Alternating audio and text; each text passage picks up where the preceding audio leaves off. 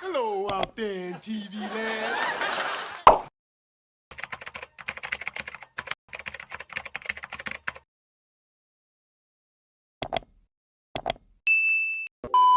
Written by Tyler Perry. Those words can either be a good time or a threat depending on who you're talking to. For me, it's somewhere in between. Am I Tyler Perry's biggest fan? No. Am I eager when I hear that there's a new Tyler Perry project on the horizon? Absolutely not. But no matter what, I can say that Mr. Perry has given us some interesting movies and some iconic characters. Today, I've decided to take a step into the Tyler Perry universe and put the men who were written and brought to life by him on a tier list. Now, even though I do consider myself a fanologist, this will have nothing to do with physical appearance. This will only be based on how they carried themselves on whatever movie they appeared in. I'm going to keep it strictly professional. Stop the cap. Or at least I'm going to try to. This tier list will consist of 5 categories. Category 1. That's a black king right there. Nobody's perfect, but the men in this category gotta be close to it. Category 2. He's a good man, Savannah. A good man. This category is for the men who have the qualities and attributes of a good man, but they still have a few issues that need to be worked on. Category 3. And that's what you're gonna settle for. I'm gonna stick beside him. This category is for the men who probably need to be left alone, but I'ma stick beside them. Category 4. Run, bitch! Run! The title speaks for itself. And last but not least, category 5. Jail. Jail. Cause when it comes to a man written by Tyler Perry, sometimes simply running away isn't enough. I need them behind bars. Let's get into it. First, we'll be traveling to the Why Did I Get Married universe. Anyone that you adore can love. First up, we have Terry Brock. Hello? That's gonna cause a debate. Now, I won't lie, Tyler Perry playing a straight man is never something that has moved me. I'm not saying that Mr. Perry isn't straight in real life. I don't know him. I don't know who he prefers to lay with. Plus, It's none of my business. It's none of my business. all I'm saying is that him playing one on screen is never something I've been able to take serious. When I see him, I see Madea. I can't help it. I ain't scared no popo. Call the popo, ho. Call the popo, ho. So Terry is already up against that, but like I said, I will keep it professional. On the surface, I think that Terry was supposed to be viewed as a good man. The roles were reversed between him and Diane. She was the one always working and too busy, and he was the caring father at home, just wanting more of his wife's time. What kind of man has to make an appointment to sleep with his wife? Obviously, one who has too much time on his hands. And compared to most of the other men in the Why Did I Get Married universe, Terry is kinda a saint, but that doesn't mean he didn't have his flaws. Like watching his friend verbally abuse his wife. I wasn't paying for another seat for her big ass. Y'all know she fat as hell. Helping to cure STDs on the low. What is that? It's something I needed. Knowing about cheating, aiding and abetting his homeboys. Terry was very vocal about his friends being wrong, but if Mike didn't put everybody's business out, Terry damn sure wasn't gonna say nothing. Then there's that secret DNA test he got behind Diane's back. Why did you test our daughter? But like I said, compared to the other men on this list, despite all that, Terry was quite literally one of the best, so I believe he's a good man, Savannah. He can work on it. Next up, we have Mike. Look, if your wife ain't giving you nothing, you got the legal right to get something. It's a law. You hear me? The man who ends up being Sheila's ex-husband. Definitely a spawn of the devil himself. One of Satan's greatest soldiers. What didn't this man do? Verbally abusive? You could lose about 50 pounds. Then I might be somewhat attracted to you. Physically abusive? And I remember the pink tile. My nose bled on it. He truly hated Sheila, so for Tyler to drop the second movie and try to give that man a redemption arc is crazy. I've made some bad decisions in my life. I just want to fix them, that's all. To have Sheila have to go to that man for anything is very nasty work. Tyler, f you and him. But nah, I'm playing. But that goes into why I personally feel like Tyler Perry has a thing for humbling black women through his writing. Like, I don't know who hurt him in his past, but 95% of his black female characters are paying for it. But anywho, there's only one place a man like Mike deserves to be. Jail. Jail. Next up, we have Marcus Williams. Y'all ain't never seen black people on a train? You ain't never heard of the Underground Railroad? Angela's husband, 2 people who don't need to be nowhere near each other. But when it comes to Marcus, like I said about Terry, compared to the others, he seems tolerable. But remember, baby mama drama. I need to see Marcus. No, chick, you better get out of this building. cheating, STDs. I've been burning for 3 days. Yes, he's fun to look at, but run, bitch, run. Next up, we have Galvin Agnew. We're gonna be late for our flight. That's how we're doing. Who was married to Patricia. Now, if I were just basing this off the first movie, I would say that Gavin seemed like a pretty decent man. He was much like Terry, not indulging in the bullshit, just watching it go down and not snitching on his homeboys. But then I think about what that's gonna do to her and my family, and it ain't worth it. He seemed like he really loved Patricia, and them losing their child is what really caused chaos in their marriage, as I imagine it would anyone. In the first movie, his major mistake was telling everybody but his wife how he really felt about their child's death, but they got through that. You don't have to be strong by yourself. Now, the second movie is where he really showed his ass. The baby's pictures, those are the only ones we have. Gavin lost his goddamn mind. Jail, jail. Next up, we have Troy Jackson. You work out every day? Not every day. Like I said, nobody's perfect, but Troy was damn near close to it in the first movie. Forget Sheila, he was everything that I needed. But the second movie is where we really got to see him under pressure and how he handles conflict. He was having a hard time finding a job, leading to him and Sheila having money issues. I think you should pay close attention to how a man treats you when his pockets ain't right. Like I said, Troy was damn near perfect in the first movie, but in the second one, he was kinda I don't know. I don't like how he handled Sheila when he was going through something. He was having pride and ego issues. He didn't want her borrowing money from her friends, and he basically told her that he blamed her for the position they was in because he followed her to Atlanta. You know, we should have never left Colorado. I should have followed my first mind.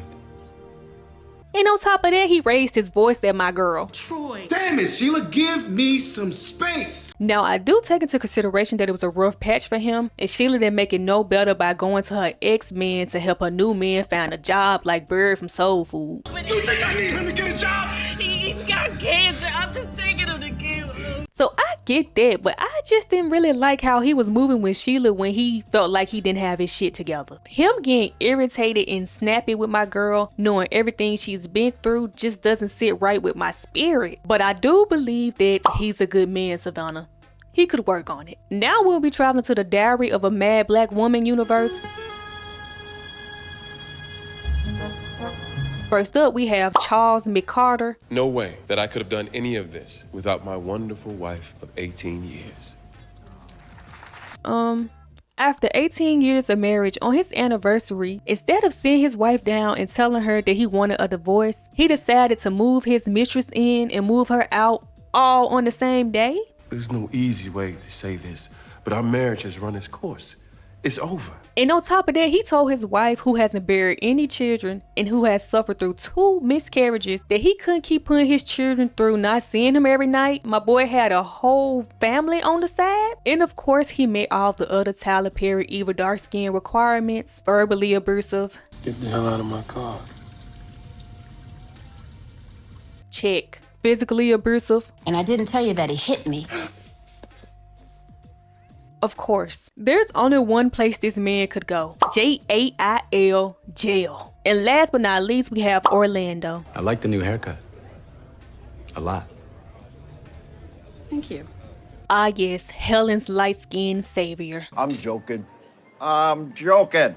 But no, Orlando and his braids swooped in and showed our girl Helen that despite what she went through with Charles, good men still exist. Him and his braids were everything our girl needed and a whole lot more. I carry you in my spirit.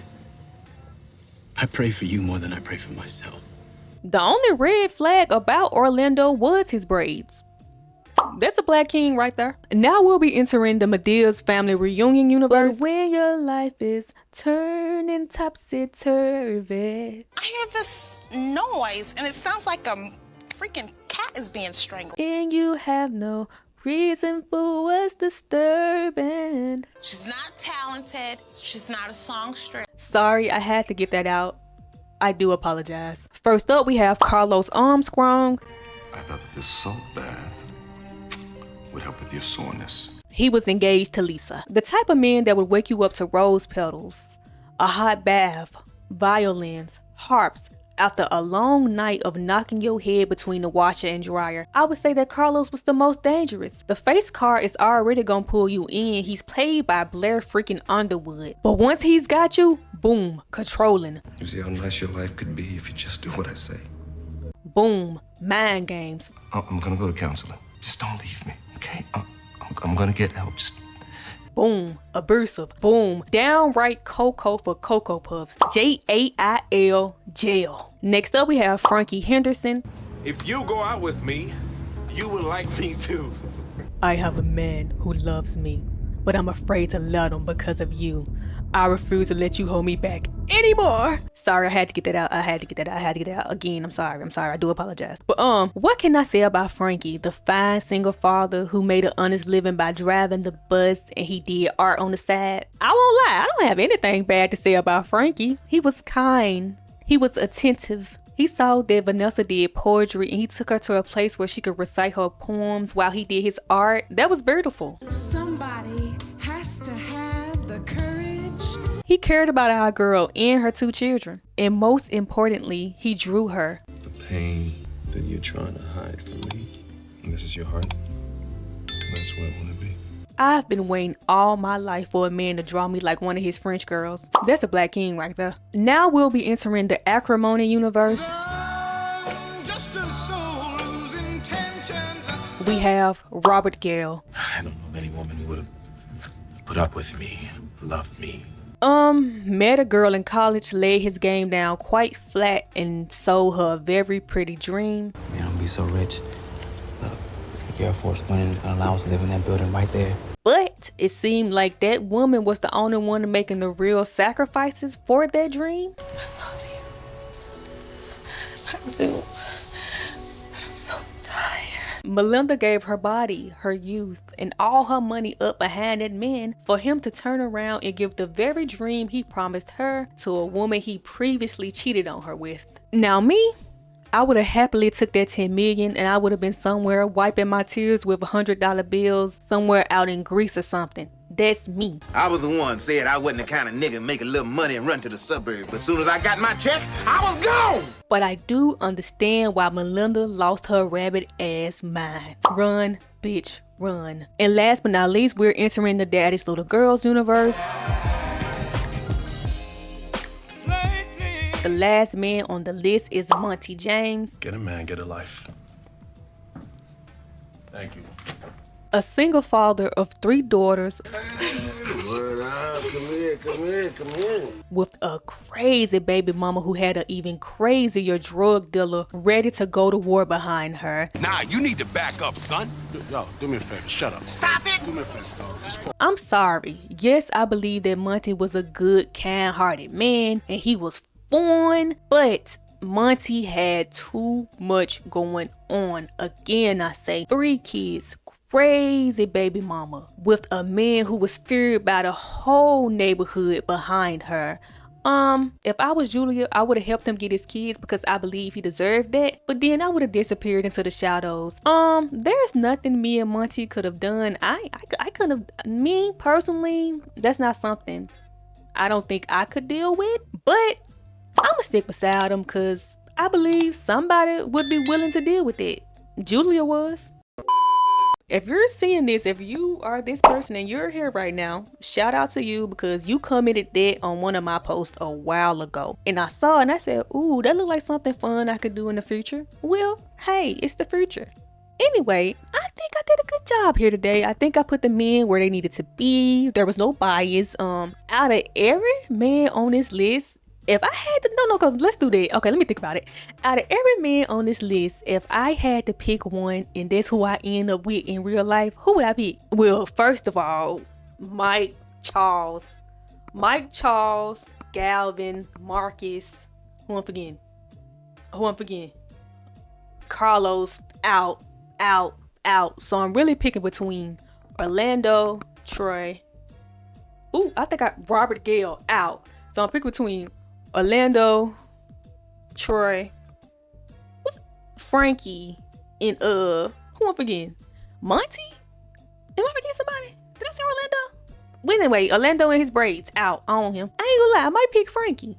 Out of everybody on the list, Frankie was my favorite. I don't know. It's like, you know, he was just so sweet and kind to me. He was down to earth. With my social anxiety, if I was sitting on that bus, if I was Vanessa sitting on that bus and he just put me on the spot, just talking to me through the reflection of the mirror in front of everybody, I would probably start crying because I got social anxiety and, you know, I can't deal with no stuff like that. Besides that, I don't know. Frankie is my favorite off the list. I really like Frankie. If I had to marry one of these men off this list, I would marry Frankie. And I got that question for any of the girls watching this right now. If you made it this far, you must like me or something, because, you know, I'm just playing.